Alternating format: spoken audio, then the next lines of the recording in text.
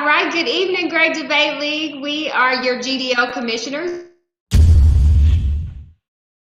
I can't with Bruce. That was him or AJ. Okay. I didn't do it. It wasn't me.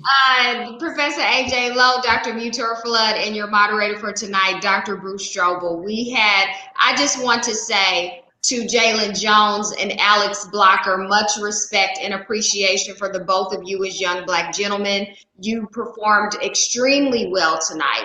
It was one of the best debates that we have actually seen, and we do mean that sincerely. And so our sincere appreciation. However, the scorecards end up, both of you did phenomenally well tonight, and we appreciate you for coming and bringing your full self to the table, because you certainly did that. So let's start off with the opening statements. When we were messaging to each other, I have to say to the audience, like, whoa, I mean, they came out the gate ready, and this was, these may have been the best opening statements that I've heard from both people. Like they really had some strong opening statements to the point I was like, well, goodness, this may be a tie. You know, if they keep this up, I just think it's a tie already. Yeah. Both opening statements were good. I think had this been a ranked debate, one thing, because in the ranked debates we score each round differently, right? So had these been ranked, Alex was reading you, and you could tell because he was kind of looking straight down, and Jalen was more interactive with the audience, and that would be the one thing that I would say separated their opening statements. But outside of that, I held them both equally, both very powerful, got their points across, used up their time effectively. Very good opening statements. Yeah, I agree. The very strong opening statements that set the tone for the whole entire debate. Yeah.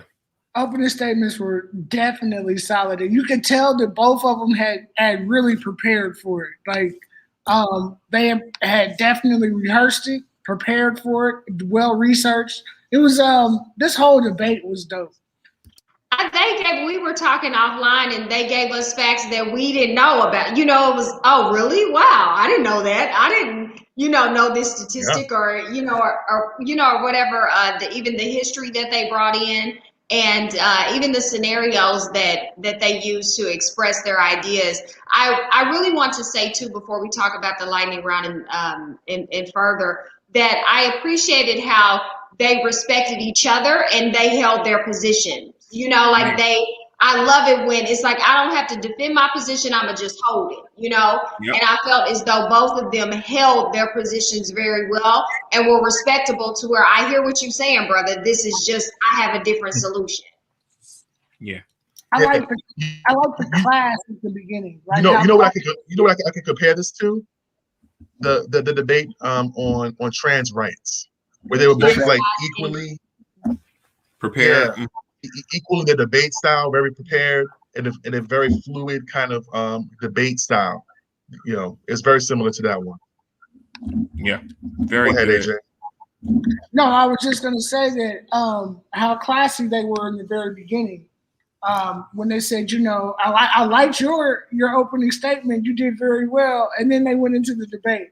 So I think that level of class to be exhibited by young people is something that is spot on. I love that. I will say, I think just observing other debaters, I feel their confidence in their positions and their willingness to be open to listen to their opponent help them stay flexible and fluid throughout the debate. Because I think sometimes we can be so ready to defend and, okay, this is my argument and I got to make sure that I make my points, blah, blah, blah, blah, blah.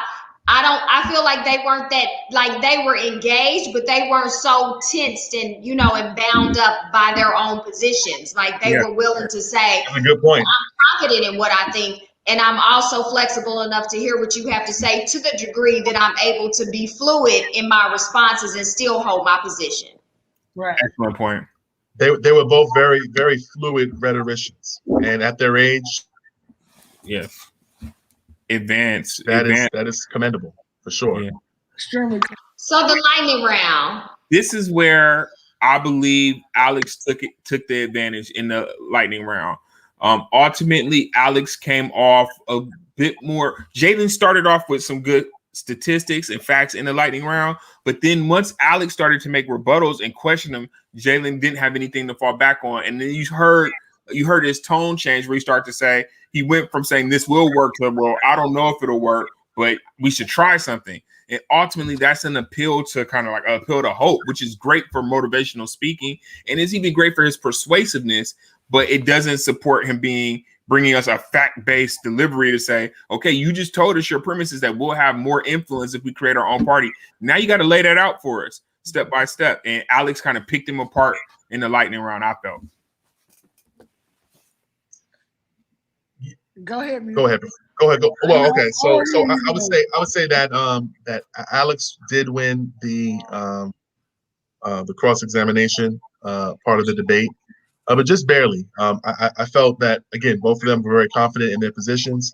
I just feel like Alex came with more facts to help confirm his position, whereas Jalen didn't have as much facts, and like Bruce said, kind of waffled just a little bit on his point because he didn't have those kinds of stats backing him up. And I wanted to tell him like there are some good books that would have really helped him with the questions that Alex was giving him. Some good books is Powernomics, and also the Blueprint for Black Power. They would have really helped him in being able to answer just how a political party would theoretically work, because the idea that they were both working off of was that there's going to be this big a party that represents the 20 million, 25 million or so Black American voters, and that they were going to vie for power between the Democratic and Republican Party. But that can't work because of the numbers. All right. And so Powernomics has a very good way of kind of being a wedge and using your small position in order to get your preferable treatment from both parties, and courting both of them and saying, hey, which one of these is going to give me the best options for my constituents, which is the Black people. And if Jalen had read that, it would have been a different conversation. Because he got Jalen, he did say that it's not that we would just have a Black party that only Black people would support, because many of the things that we care about, so do other minority groups, and they can join in with us. I wish he would have honed in on that a little bit more, and that could have gave him, more of a standing with how this could work, because he wasn't just boxing us into a party that would only be supported by Black people. He was saying there are issues and things that we want that other people want too. So that's how this can be successful. And if he would have maybe moved in that direction a little bit more and laid that out more frequently, that could have helped some of him in the rebuttal process. Yeah, I think Jalen got pigeonholed here, where he was stuck defending kind of this idea of creating just this Black party for only Black people. And I don't think he wanted to be there. And ultimately, like Mutor said, had he been able to explain some different strategies where it's not, he did start to say, we don't have to elect the president right away. Right. We can go down to, but had he been able to lay that strategy out a little bit more about how this could work in the immediacy, starting small, winning, not necessarily winning elections, but being able to influence elections more than we can now. If he could have explained that a little better, it would have been very powerful and would have put Alex in a tough position. I think Jalen missed out an opportunity as well. And also, I was just going to say, I think he missed out on the opportunity as well when he was talking about African Americans, like the radicals or the organizations that were trying to get Black people elected. And he, I think we discussed this before he went on, Elaine Brown, but not just Elaine Brown, but Bobby Rush. He ends up serving in Illinois, and he was next to and close to one of the most radical Black Panthers that was out there creating a coalition, who is Fred Hampton. Mm-hmm. So, and remember Bobby Rush and his ideas coming from being a Black Panther was able to beat out Barack Obama before Barack Obama ended up changing his name. I think that would have changed a couple of that would have changed the dynamic of the lightning round. Arnie Chambers, who is in the Senate, who's been in the Senate and just kept Chambers, who's in Nebraska, and he's garnered a lot of support and has held his ground in his position on his idea. Right. There's several examples. Yeah. There are a lot of examples. Also, he could have talked about Jalen could have talked about in the past, because it hasn't always been just the Democratic and Republican Party. There are progressive parties, Whig parties, and which had a real third party kind of dominance until they were kind of squashed out by the mainstream. But they did have a very, very large influence. But see, so if you talked about that would have helped out his argument. This is where Alex was so strong in explaining the Democratic Party would crush those kind of movements if threatened today. Yeah, he was really good at that. He had the arguments to support it, and I was waiting for Jalen to come back with something, and that's why I said that Alex won that lightning round, because he was just like, yeah, it sounds nice, I agree with your rhetoric, but you won't be able to because of the pigeonholing. I think that one of the things that I refuse to allow this to go on without giving this young man Jalen kudos for his responses, his comebacks. He had several comebacks where I was like, oh, that was nice. Like the steak or chicken and you choose fish. Yeah, that was yeah, that was good. And I respect his commitment to vision too, because a lot of things that we will say won't happen and the numbers don't support it until somebody with vision does it. Right. And even if it's not in politics, I think he could have maybe even used some other examples of things that significantly changed our culture that a lot of people said wouldn't work, and it did, because the people with the vision supported it and moved it forward. So, go ahead. Even having the idea of having a black president 20 years ago would be just as out there as saying we would have a black political party, right? So, and that's 20 years. That's in the 2000s. Saying in the 2001 that the next president is going to be black. If you'd have told any one of us who were all in college at the time, we would have been like, no, not after Bush. Okay, so the Q&A. Even. Both did great. Yeah. Yeah, it's pretty even. Pretty even. Yeah, I think personally the whole debate was only separated by the lightning round, and even then, I think that was still slim. I was still very close. I really appreciated both of their closing statements. They both closed strongly as well, and they were able to incorporate some of their opponents' feedback and and comments that they made during the debate, and then at the same time, once again, just hold their own position.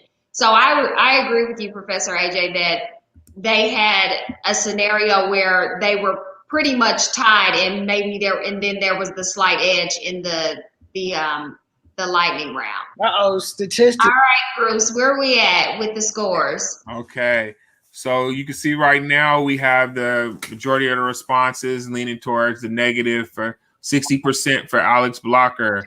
So that's where we are right now. We'll wait to see if any more votes come in, but you can look at a draw. No. Oh, yeah, one person scores for Jalen, one person scored a draw. The remaining votes are for Alex right now. So what's the numbers breakdown to, Bruce? Let's go. How many people? Okay. You want to see this? Five votes in so far. Okay. 3 people gave Alex a score of 19. 20 is the highest you could get. Alex got 120 and 118. So those are really tough scores. Let's see. Jalen had 120. So he got a really low score here at 13, 2 17s, and 119. So you can see people favoring Alex's performance a little bit more. Let's look at defenses. We can see Jalen got a poor, but then he got the rest of the score is good. But Alex, clean sweep here, all proficient or superior. Elocution. Okay. Jalen's elocution was flawless, and I think Jalen had great elocution. Yeah, very good elocution. Very strong. I felt like Jalen was more confident in being able to be dynamic and on his feet. Where I appreciate everything that Alex had to say. I will say in his opening statement. I felt like he was trying to rush to make sure he got it all in and get the 3 minutes. And I wanted to say, wait, you can slow down a little bit, with the talking. But I know he wanted to get his points in. But from a communication standpoint, it's better to be able to be heard effectively than to get all of your points, through in a time frame. And look at this one. Subject matter expertise. Alex clean sweep and superior. Everybody gave him a 5. Jalen got 3, but he got 2 lower scores also. Yeah. Somebody really didn't like Jalen's arguments, but that's okay. Ultimately, it was a great debate. It was. Very great debate. Trey, I see we got people looking on who were viewing. I see Trey. Did you vote, please? Please put in your vote for who you thought was a great debater. Form is right there. Yeah, because I want to hear some. All right, so. But while we're taking this time, I do want to invite people to please consider debating. This was their first time debating on the Great Debate League in this format. And, they came through really strongly. And so we have our form where you can sign up that we put in the comment section so that you can be matched. We give you an outline and a framework. If you need some assistance, we can do that as well. But these young gentlemen, you pick a premise, or we have our matchup form where you can identify certain premises and we'll match you up, and then you can try your hat in the ring and see how it works for you. Yes. Absolutely. Okay. Any other final comments before we call it? If we get 1 or 2 more in here, Bruce, but other than that, I think we could call it with 5 votes. That's all we need. So. All right. So what was the breakdown? Was it 3? Alex said 60%. Oh, we got a 6th response in. This might change things. Okay, hold on. All right, hold on. Let's see. Yeah, we need some of these viewers. We got several viewers. Need y'all to turn y'all's scorecard in.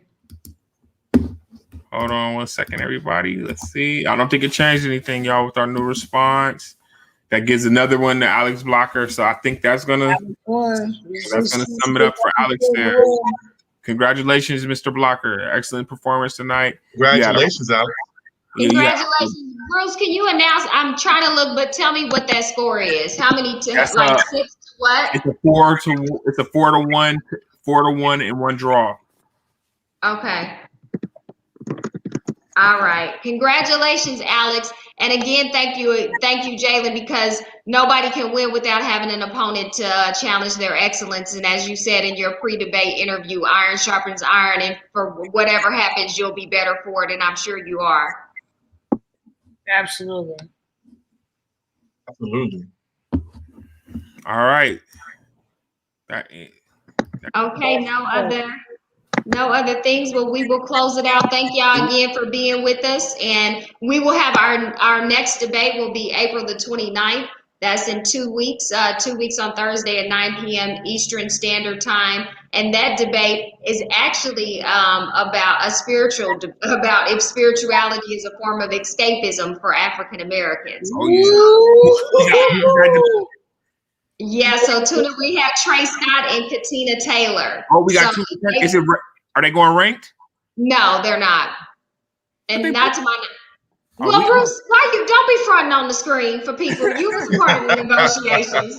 Look, we need to close this out so we can have a private conversation. Okay. I just want to say I want that to be a ranked debate, but okay. He wants to use those judges again. All right. Well, perhaps we can revisit that. But tune in April the 29th. That's 2 weeks from now, 9 p.m. Eastern Standard Time. We'll make another broadcast for that, spirituality being a form of escapism for many African Americans. We appreciate y'all again. This was a really great night. Thanks so much for supporting. Thanks again, Jalen Jones and Alex Blocker. Phenomenal job. Take care, everybody.